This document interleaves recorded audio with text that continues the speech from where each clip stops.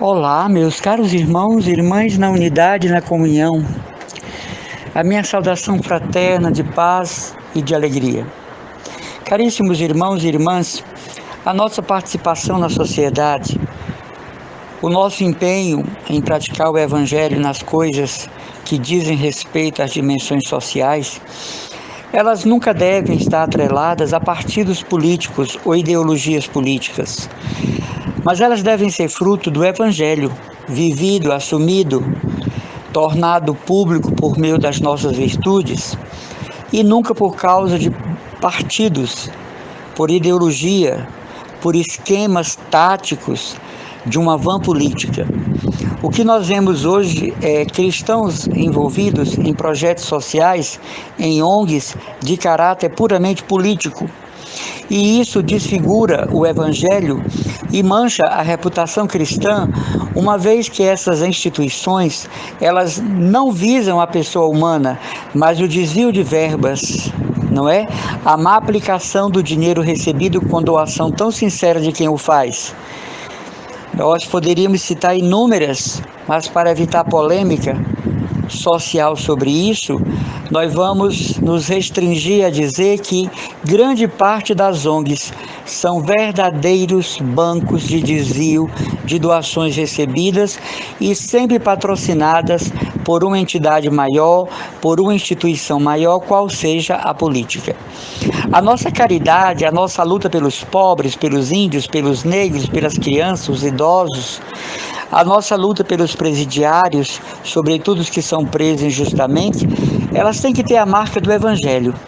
Por causa do Evangelho sair de casa, por causa do Evangelho acordar cedo para a luta, por causa do Evangelho nos envolver em questões, por causa do Evangelho ir até ministérios e até defensorias, procurar delegacias, entrar na administração de hospitais, de UPAs, procurar saber o porquê da negação de direitos adquiridos por leis, mas isso como fruto do nosso cristianismo e não por conta de força política A ou B, que em tudo está presente a desonestidade e o desvio de verbas.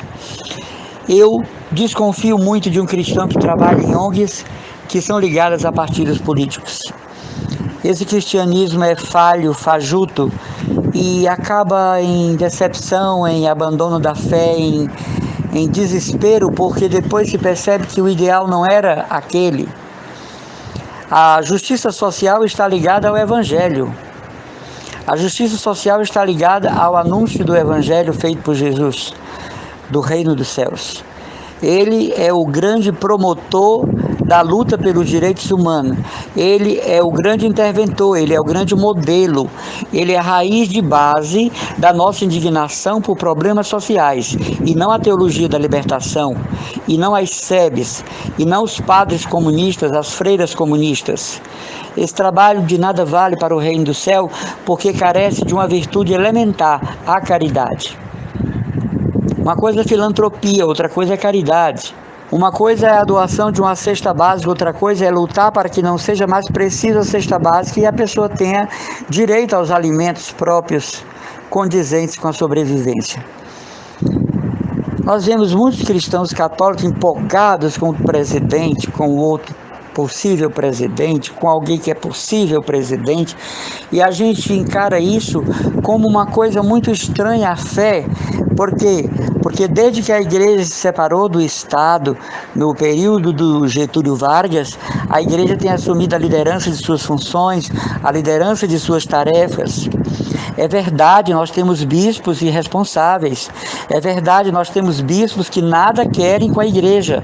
É verdade, nós temos bispos indiferentes ao pobre. Mas nós temos também a capacitação de leigos envolvidos em projetos sociais, marcadamente por causa do Evangelho, marcadamente por causa da inquietação causada em nós pelo anúncio profético de Jesus. Não é? Bem-aventurados que sofrem injustiça, não é? Ali está a grande bandeira. Mas não nos seja dado participar de ações sociais que não tenha como marca a ação da igreja, que não tenha como marca o Evangelho. Aliás, para fazer o bem, nós não precisamos pedir autorização de bispo nenhum. para ser santos, para ser cristãos. Não precisamos. É fruto do nosso batismo, é fruto da coerência da nossa própria crisma. De maneira que façamos o bem sem estar vinculados a instituições que precisam mostrar fotos de crianças em sequelas de câncer, mutiladas, em UTI, entubadas, para provocar comoção social. Não, o cristão vai lá e faz a campanha. O cristão vai lá e socorre o enfermo. O cristão vai lá e se coloca como voluntário naquela ação. Aí fica uma caridade dessas que a gente precisa estar vinculado a um grupo, institucionalizada, padronizada, reconhecida com CNPJ. Isso é tão estranho ao Evangelho, isso desonra o Evangelho. Nós tivemos aqui no Brasil a experiência das SEBs, que foi e tem sido, porque ainda existe, uma experiência desastrosa. E o bom é que as comunidades rejeitam essas freiras, rejeitam esses padres, rejeitam esses leigos, porque sabem que não são sinceros em seus propósitos, né? A presença junto ao pobre deveria ser algo discreto, proeminente, profundo, qualificado, estabelecidos. Depois se manda para as comunidades freiras que não sabem sequer fazer um carinho numa criança, que não sabem se sentar e conversar com um jovem, que não sabem chegar numa família em conflito e propor a união, a unidade, a paz, mas estão inseridas no meio popular para quê? Para nada. Para representar quem? A igreja não é. Então nós precisamos ter uma atitude frente às situações do mundo que nos leve à prática do bem sem estar ligados a políticos ou a instituições de grande peso social e monetário. Eu me preocupo muito com esses cristãos católicos envolvidos em ONGs, que no final das contas acabam até participando das falcatruas, né? Porque o Evangelho vai exigir uma doação espontânea, livre, aberta, condizente, uma opção pelos pobres, nascida da vida com Deus, da união com o próprio Deus, e não por causa de decretos, por causa de instituições, né? Por causa de agrupamentos a nível de Brasil e de mundo. O Evangelho que nos é pedido, proposto para a sua prática, nasce da nossa conversão. E quando existe a ponte entre oração e vida, entre oração e prática, entre oração e intenção, entre oração e desejo, entre oração e atitude, aí a coisa dá certo. Mas quando nós estamos ligados a fatores políticos, o Cristo se ausenta, o seu Espírito se ausenta e o próprio Deus se ausenta, porque ali está o quê? Ali está a desonestidade disfarçada de serviço social. Ali está a roubalheira disfarçada de projetos para o pobre. A última coisa que estão pensando é no pobre, dada a repugnância com que eles são tratados nos órgãos públicos. Você já vê como é que um pobre, quando chega, por exemplo, na Defensoria Pública, é tratado? Com a maior repugnância possível. E quando chega uma dama, uma senhora de salto alto, cheia de joias, cadeira, estofado, água, café, bom dia, a melhor assistente. Então, a gente já sabe que essas coisas funcionam assim, não precisa a gente fazer propaganda. Hoje eu venho refletir com vocês que o cristão católico, ele tem a sua função social e ele deve ter, porque senão fica faltando uma perna na sua caminhada. Rezar só não adianta.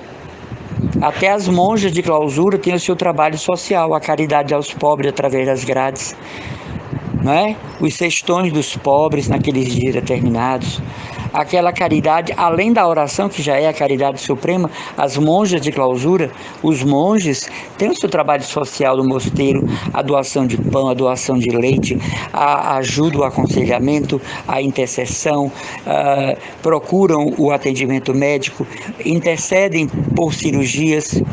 Mas eu quero dizer que aqui às vezes a gente só sabe fazer o bem se estiver ligado a uma ONG. E a ONG nem sempre é sincera nos seus propósitos E a ONG nem sempre trabalha na justiça e na verdade. E a ONG muitas vezes nem tem a ver com Cristo e a igreja. Então esse bem é disfarçado, esse bem é corrupto, esse bem porta várias deficiências que o cristão católico não pode assinar embaixo. Vamos praticar a justiça do Evangelho, a justiça que vem da fé, a justiça que vem de Cristo. E isso sim nós poderemos praticar. Hoje a reflexão foi um pouquinho apimentada, mas para a nossa reflexão ser verdadeiramente útil. Um abraço do irmão Emanuel Maria, consagrado da comunidade Cristo Dominus.